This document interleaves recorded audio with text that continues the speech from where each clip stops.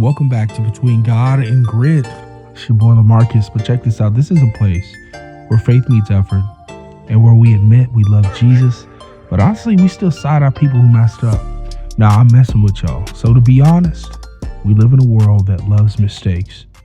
People screenshot them. They bookmark them. They bring them up at Thanksgiving.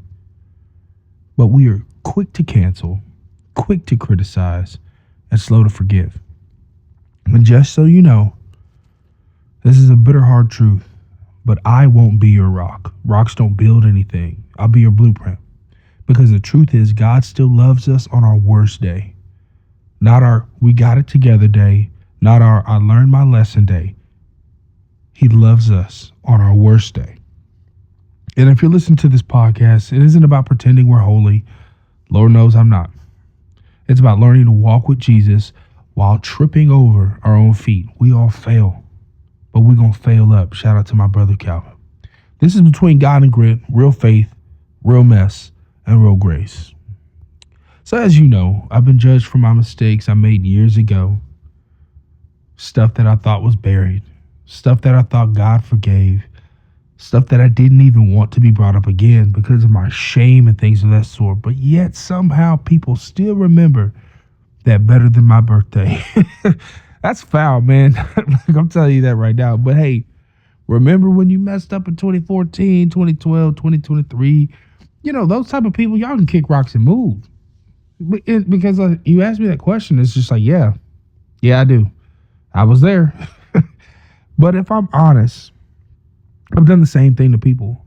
You know, people that have wronged me, pastors that have wronged me, churches that may have done something that kind of allowed me to hold a grudge. And I said allowed because that was a choice.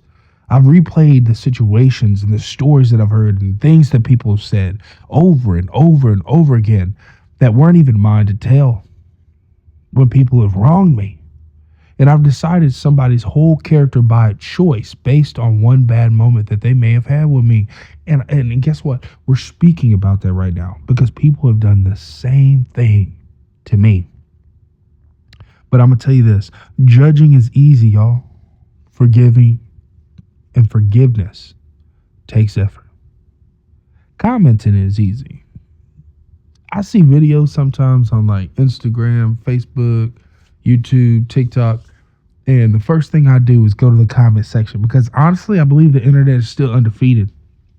Man, some of y'all out there be saying some of the funniest stuff, but at the end of the day, if you look at a lot of this funny stuff, it's just negative. And that's toxic. The comment section is where I live. I'm not playing. I'll watch a video, but as the video's playing, I'll be in that comment section reading funny stuff. And I know if you're laughing right now because you do the same thing, it's probably because you've been there too. But we got to also understand being on the opposite side of that, when somebody's out there trying to spread the message or somebody's out there just trying to do something funny or anything like that and people just clown them, that hurts my feelings. But if you out there and you're messing around, like sometimes I watch these police videos about like funny, outrageous people. Like, I just saw one this morning where this lady threw a fire extinguisher from a McDonald's at this chick because she changed her hours. And to me, it's like, it's a foul. But that's no reason to get arrested. But then I started thinking about the other side. I don't know what this chick is going through. I don't know how many kids she may or may not have. I don't know how she's struggling. And I know she needs those hours because think about this, no one overreacts like that unless they are desperate. We do not and we will not ever know what somebody truly is going through because we don't know the other side. We make assumptions. But let me tell you the real story, all right? So I remember someone I care about deeply messing up. And when I say messed up, I mean messed up. To one of those situations where you could go to your homeboy or your family member and they say, "You falling off, boy," because it was public, it was embarrassing, and it was an inconvenience for me. And my first reaction wasn't grace, it was judgment. And that's oftentimes where we go, judgment, okay? And there's that saying where people believe it's in the Bible, only God can judge me. No. It talks about righteous judgment from your brothers and sisters in Christ. Don't get that twisted. We can have righteous judgment. The problem is with that righteous judgment, is it from a place where Jesus is in your heart to where you're speaking, or is this a humanistic view? Is this a humanistic type thing where you're putting your opinion also in there? There's a difference. Us human beings, we're not righteous. We're just human beings that have judgment. And I was angry and I was disappointed and low-key offended on behalf of my reputation. But then God did something that he did, that annoying thing that he does. And I can say that. Sometimes when God puts you in your place, it's annoying. But he made me reflect. And I started thinking about my own life. Who in the heck am I to try to judge and be pissed off about something somebody did that ultimately had nothing to do with me? He made me reflect. He made me reflect. And as I started thinking of my own life, my own mistakes, my own, please don't tell anybody about this moment, I realized that who God made you, who God made me. What the word of God says, turning the other cheek, thou shalt not judge, things of that nature. Like when I believe he said, thou shalt not judge, I believe wholeheartedly he didn't talk about righteous judgment. He talked about it from a worldly humanistic view. And that's often, most of the time, where people come from. And I've come from that. I started thinking about the times I hurt people without realizing it. The times I chose pride over humility. The times I failed my family, my calling, and myself. And I had this thought I didn't like. I want grace like Amazon Prime. Fast, free, delivered right to my door. But I'll give it to you like this. Okay? I give, and I have given, not give, I have given grace like it's out of stock. Can't give it to you right now. I want that Amazon Prime grace, fast, free, delivered at my door. But I'm going to tell you this right now. It's always been out of stock. My son has a great interpretation of me. One day we were out at Sicky's garage eating burgers. I think it was on Father's Day this past year.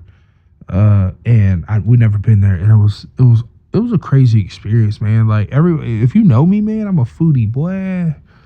Girl, I'm a foodie. I love trying new foods. I love eating foods that I already like. It's just, oh my gosh, it's so amazing. That's my fat voice right here. I love food. But what's crazy is at this family dinner that we were having, the interaction, the food wasn't the best part. It was somehow we got on and impersonating, like doing an impression, of our family members. We got 3 kids and my lady, and it was just like do an impression of daddy. And my son did such an impression of me that was so hardcore, spot on, that I couldn't help but like laugh. His impression, I'm gonna tell you this for real. This is an old bull crap story. All right, BC. His impression of me was so good that the table next to us started laughing. And as we were getting up and walking out, they were just like engaging. And I'm like, who is you? Who is you, bro? You over here laughing at my son making fun of me. He knows me. I don't know y'all. And then he said this line that apparently I say to him all the time. Boy, I'm going to give you grace because God has given me grace.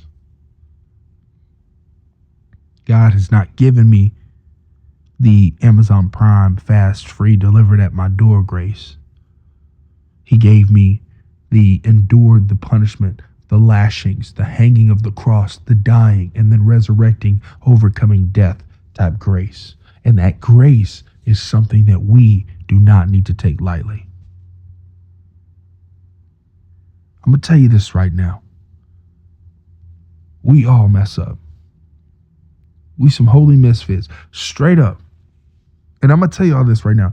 Like this podcast is the door. I want to have communication with y'all. So I need y'all to go over to my school account, our school community. It's called Between God and Grit, the Inner Room. And I'll have a link on the description to where we can get together and actually have conversations. I want this thing to grow so big that we are so in community that we are actually physically meeting and coming together and talking about life and helping the poor and helping the widows and helping the sick and giving to the lame, things of that nature. God, we need a revival, fam. And God used people in the word of God like Peter. He didn't cancel Peter for denying him 3 times. Peter walked with Jesus. He didn't get canceled because of that. Jesus didn't subtweet him. He didn't replace him. He didn't say, you know what? I need a new disciple. Jesus never said any of that. He restored Peter, which is what I'm trying to tell y'all he can do for us. I'm in an abusive relationship. I'm going to say that real quick with the Dallas Cowboys. I hate them. Like, I hate the team, the organization. I don't hate the people. I don't know the people. It's like blind faith, which is great with God because he comes through, right? But when you're talking about Dak Prescott or CD Lamb or any of these cats, it's like every year, and if you're a Cowboy fan, you can attest to this, every freaking year they get another player and it's like, yes, we're elevated. No. Actions speak louder than words. And it's like every time the new season comes around, it's like, you know what? I forgive him. Until literally last year I realized, hey homie, it's not that serious. I'm putting my emotions and my feelings into a team that owes me nothing. So I started thinking, how can I just twist that? Football is entertainment. Let it entertain. If they lose, they lose. That ain't affecting my life in any way. But if I lose with Jesus, that affects my life in every way.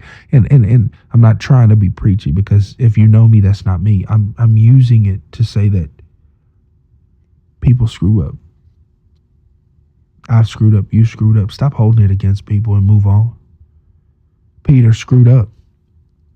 This dude, homie, who was a homie, walked with Jesus, denied him 3 times, and God restored him. He didn't expose the woman who got caught in adultery. He didn't disqualify Paul for literally hunting Christians. Grace didn't ignore the mess. It outlasted it. That's what I'm trying to tell y'all. His grace didn't ignore the mess. It outlasted it. So if God's grace can outlast the mess in your life, then why don't you give grace to somebody else? But also, more importantly as well, give grace to yourself. I have been caught in a circle. It's like a time warp. And this is something that I say in therapy. You know, it's supposed to be confidential, but if we family, we family. And this loop to where I always feel like I'm going to fail and I'm going to mess up. And my therapist was like, you need to give yourself some grace. You need to forgive yourself. It's not just people forgiving you. You must forgive yourself. You know the character that God has given you, but you've been living in this worldly character. You acted out of God's godly character.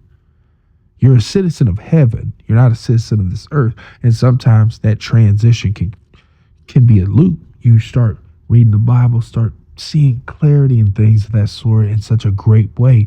But guess what? Sometimes that world be creeping up on you. Hey, what's up, bro? Yeah, say the language that you want to say.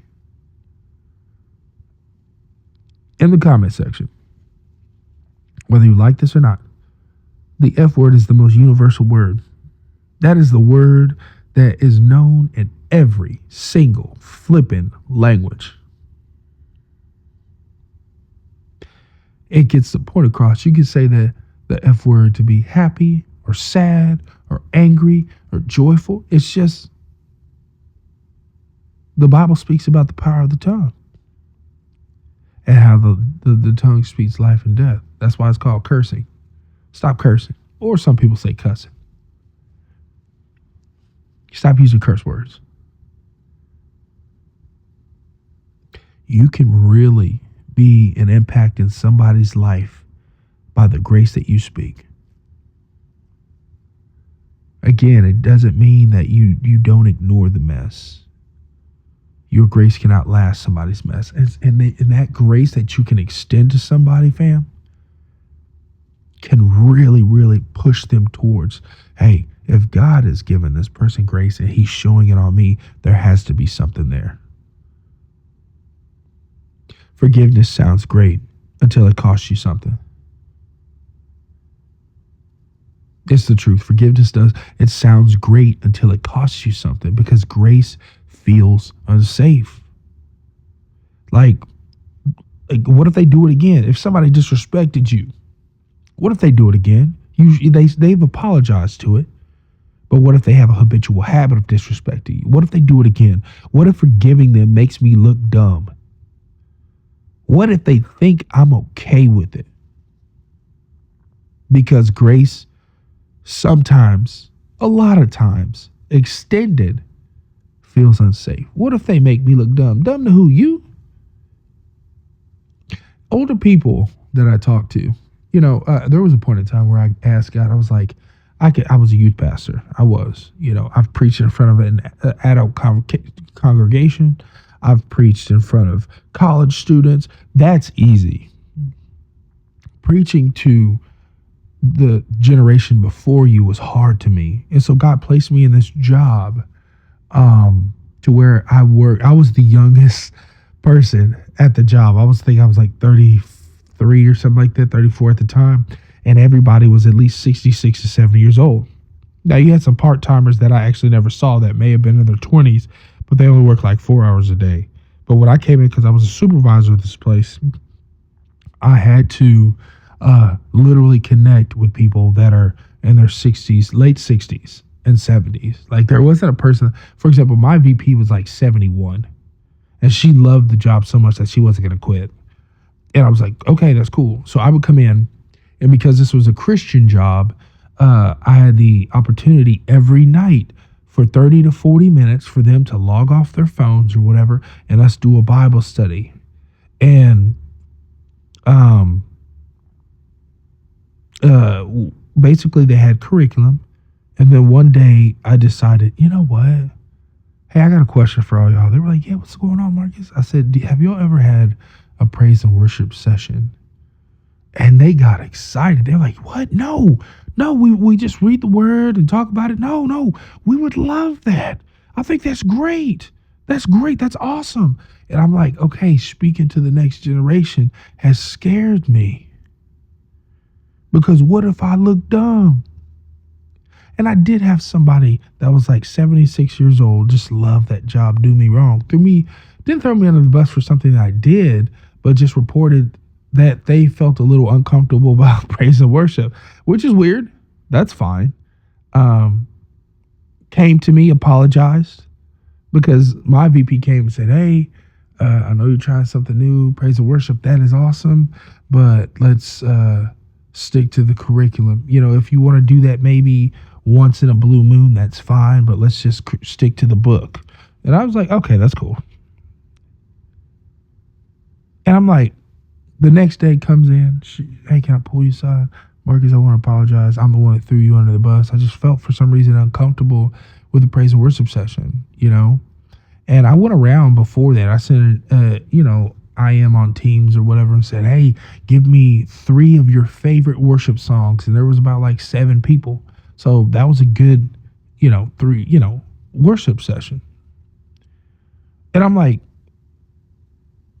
if we do this again, how do I know that this person isn't going to try to throw me under the bus if they feel uncomfortable? They came and told me I thought it was fantastic what you did, but me letting that slide, is she going to think I'm okay with it? I didn't like that, because holding bitterness feels powerful. It does, but it eats you up inside. All it really does is give you something to talk about instead of something to heal. Healing's what it's about. It's not about what makes you look dumb or what if the person that wrongs you thinks you're okay with it. You may never be okay with it, but I'm telling you, holding on to bitterness gives you something to talk about, and it rots you from the inside out instead of giving you something to heal. So here's the uncomfortable truth. The people we judge the hardest usually hit a nerve.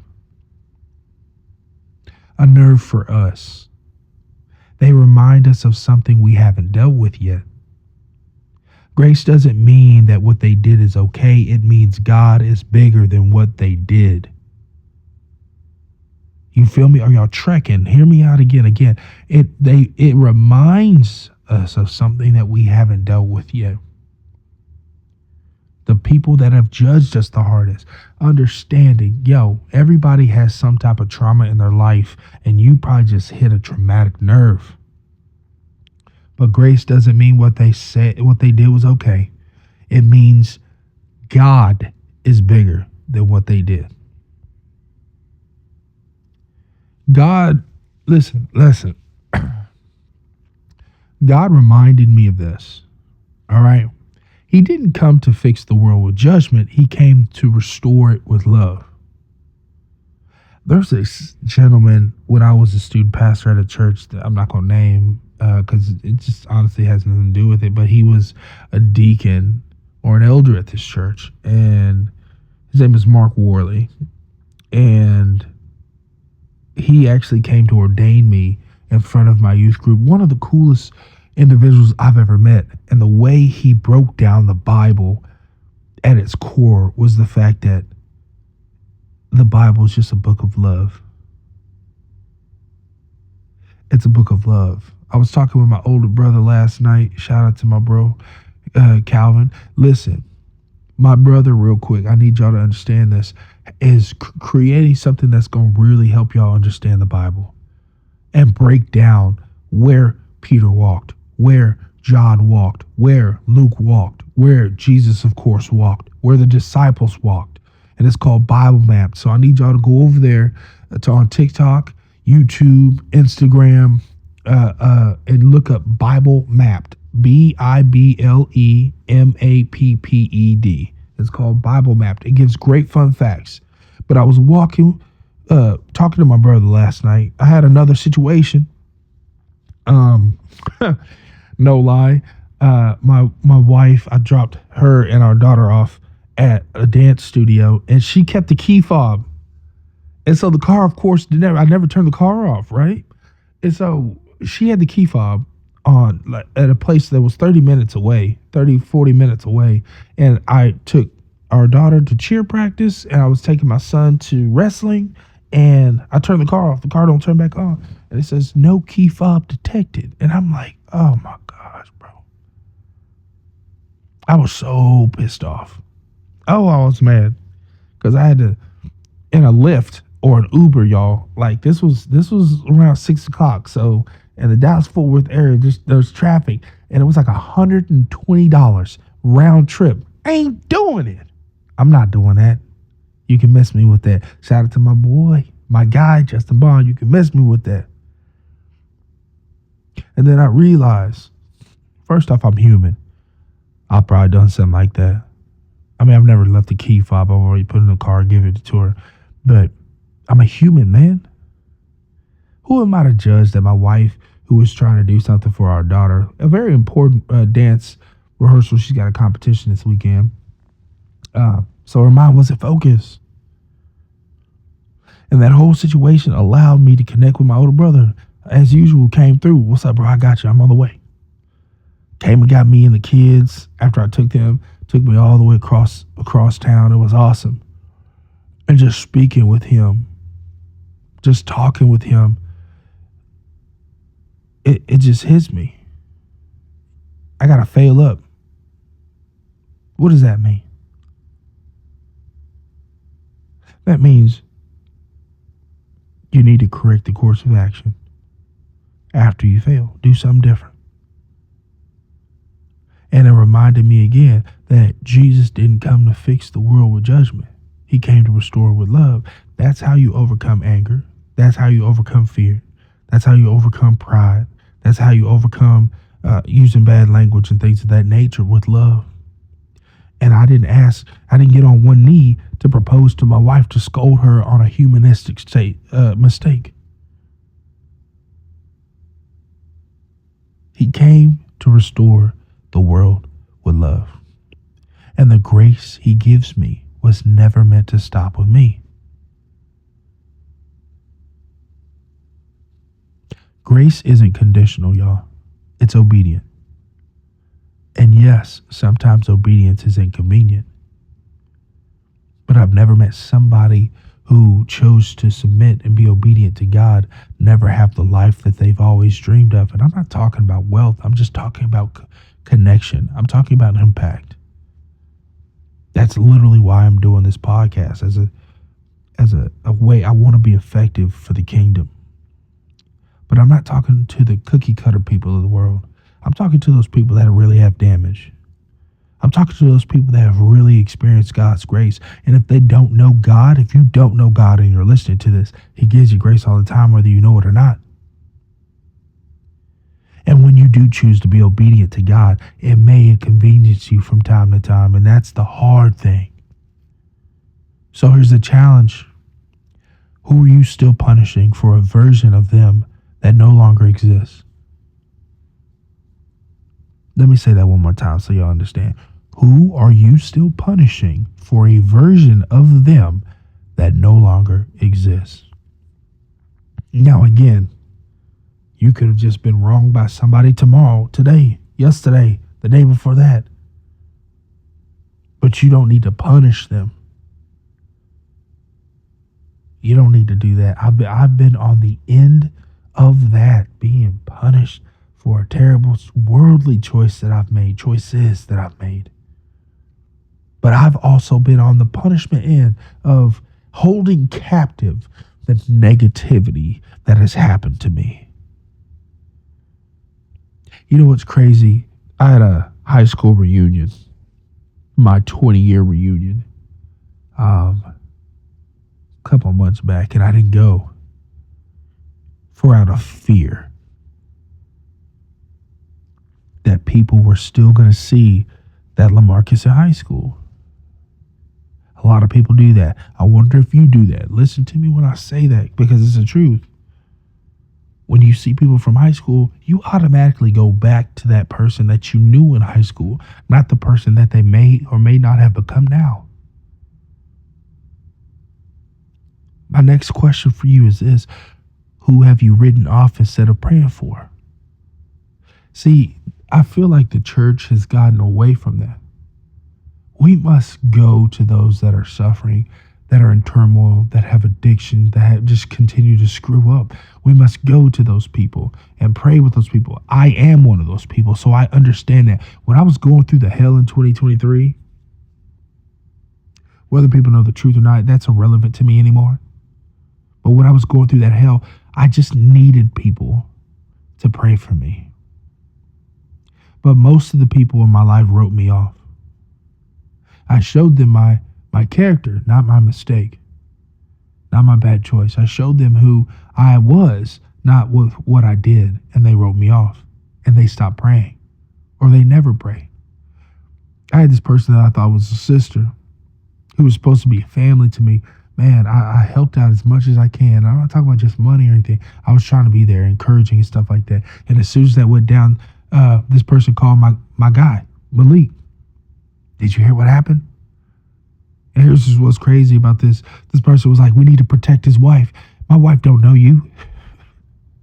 She's talked to you a couple times because of me. She did not care about you saying that you needed to protect her because you didn't know her. You wrote her husband off. And through this, I stated earlier, what will people think I look dumb? My wife actually went through that, and I'm just telling the truth. The chick at the studio that looked up my mugshot, who doesn't even know me, instead of trying to get to know me, she saw what I did. Her and her husband probably saw what I did. People at the studio, my daughter's studio, I said that in episode 1, have just held on. They wrote me off instead of praying for me. And that's okay. People are going to write you off, boss. Know that you will be written off. But who cares? Because there are people out there who are choosing to pray for you in your turmoil and in the mess of your mess. And those are the people that you need to reach to. Because here's the thing. If they're doing that, instead of writing you off, God will allow them to reach out to you. Community is for everyone, y'all. Community is for everyone, and you deserve it. Here's another question I have for you, boss. Who do you bring up every time you need a villain in a story? I've brought up myself. I've brought up an ex-lead pastor. I brought up a church. I've made church a villain in my story. For the longest time after what happened, it was a slowly progression. I started disliking Christians. I'm a follower of God, but I started borderline hating. I disliked them with a passion so much. It was probably, that line. It's right there. I'm stepping over the line. The freaking line's right there, bro. The line of hate and love. I was stepping over that hate line because I'm like, bro, how do you sit here every single week and quote unquote every single day and worship and praise God, but you write somebody off for a mistake that had nothing to do with you? I started disliking Christians because I was like, yo, these fools are hypocritical. Just because you become a Christian doesn't mean you don't stop messing up. You may have had the amazing supernatural gift of turning away from that, but some people have a thorn in their side. And so I brought up Christians. I made them the villain of my story. And it wasn't right. I made myself the victim of my story, and I can't do that. I ain't no victim. I chose to do what I did. And it wasn't just 2023. It's been my whole life. I've made mistakes my whole life. But I blame these people that wrote me off and I made them villains. No. God gave me a blessing. You got to go, boss. I can't have you hooked to my trailer where God's going to take me and my family. And the people that were there were like, yo, I got you. I ain't on this bandwagon. I'm walking beside you. We doing this together. I had to let these quote unquote villains go because I can't get mad at a person for having humanistic feelings. I can't make them a villain of my story because they don't need to have power over me anymore. I needed to extend grace first. Excuse me. Not after the apology. Whether I didn't get, whether you get it or not, it is what it is. Not after the explanation. Not after they prove they deserve it. Because grace isn't agreement, it's obedience. We must extend grace to ourselves and those who have wronged us.